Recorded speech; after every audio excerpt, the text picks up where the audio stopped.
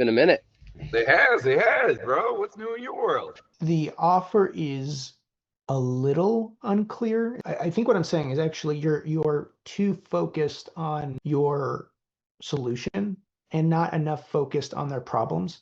You need to create a better, clearer offer because even the language you're using to describe it right now is too commoditized and not clear enough for me. My first offer was trash, and I didn't realize that up until the last couple of months of working on it. See, when I first started, I thought I was building a business, but I did whatever it took to land my first few paying clients. The problem is it wasn't scalable.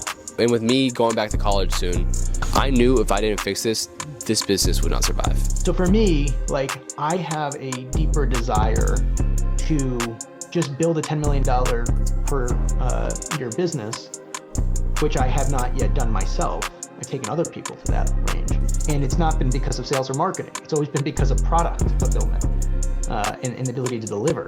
So that's actually the biggest constraint. I'd say that if your product is great, if your service is great, and you can then productize it, like you can have very clear systems and deliverables and repetition, kind of like you've been describing, and you want to do it because you have some bigger vision, then go for it. There has to be something deeper for you that you're up to in the world that causes you to get up in the morning and to go seek some type of action. So I can't answer should you or should you not, because you have to only do what will get you to your mission. I am betting that you're not thinking as deeply as I'm suggesting you should be.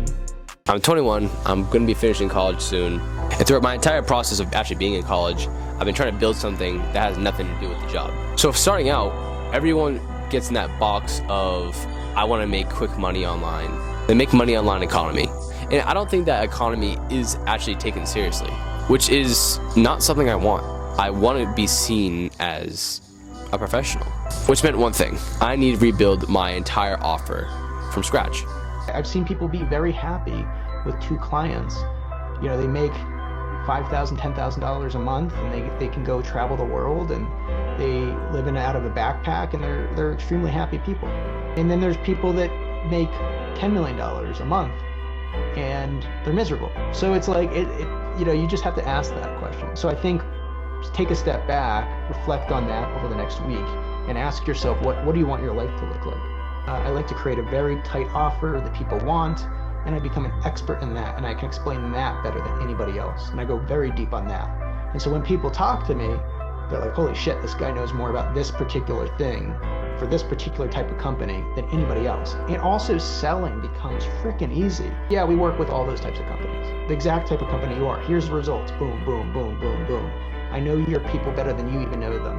You know, it's like all of a sudden it's like, how can I not work with this guy? He's gotten results for all my competition.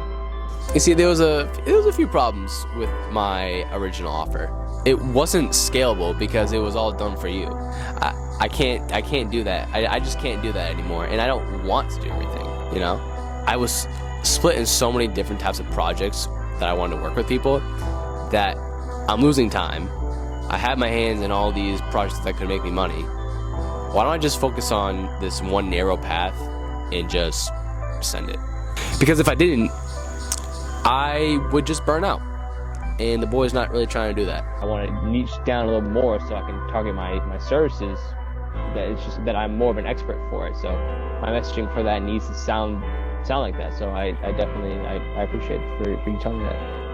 Well, I think niching down is the right move for a number of reasons, which is like, one, if you can do it for one type of person, then you know that person really well, especially in marketing, where like the list building and the creative and the positioning and the just market dynamics at a whole are relatively repeatable. In other words, you don't have to, every single time you take on a new client, reimagine the world and think of a whole new set of copy.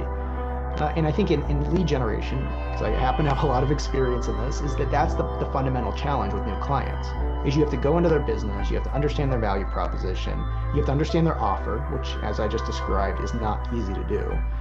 You have to then be able to distill, is that good? How do I message that? What is resonating in the world? So I have to go do a bunch of research with their ideal customer profiles and understand that to come up with good messaging. And that's hard. I mean, that's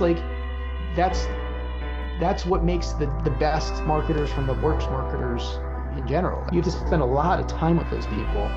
And I call it the 1,000 conversations, just to understand how the messaging works. So you might be able to sell the service that you're describing, but then you go work for the client and you're writing messaging and copy, and you just completely fuck it up because you don't really know. And I know I've had that problem. It's like I could tactically know what to do and strategically know what to do, but I just don't understand the ideal customer profile of my client well enough, and so I miss the mark. The one and only Alex Hormozi did his $100 million Money Models book launch event. Which, of course, I bought the book. Why wouldn't I? So with the beauty of the internet now, you can literally just dump a PDF of a book and put it into a chatbot, and it will tell you everything in the book. And then also be super specific on what exactly you're offering. Through the last month and a half, that's exactly what I was doing. I was learning Alex Hormozi's value equation. It's high dream outcome times high likelihood of success divided by low time delay times low effort and sacrifice to give you the high perceived value. So I created a great offer from studying that and making modules so I never have to do this again of trying to understand who my ideal client is and just document the entire process for other people's. But I was blessed even more, and I started working on other people's offers, whether that was my friends or my clients, because I realized most of their offers kind of suck too. So I had to help out. But I didn't need just a better offer. I needed to position myself as the one thing I'm really good at. Everything I learned in the past 6 months, to working with people like Jason Cooperson, to taking courses on LinkedIn, I need to build a product based on that. And that's exactly what I did. I went all in. I documented the entire process, built out a community, built out modules, and redefined my audience. And to stand out, I built the Converge system, a 3-tier system with a self-paced consulting and a hands-off approach. In essence, I understand who I'm talking to. I understand the problems, but it just doesn't work on LinkedIn like that.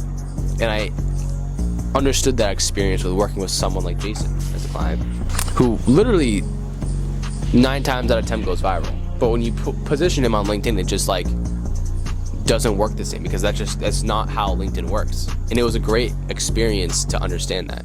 Everyone thinks ICPs are like, it's this company in this market with this guy who has this revenue range and sells this service. And that's true.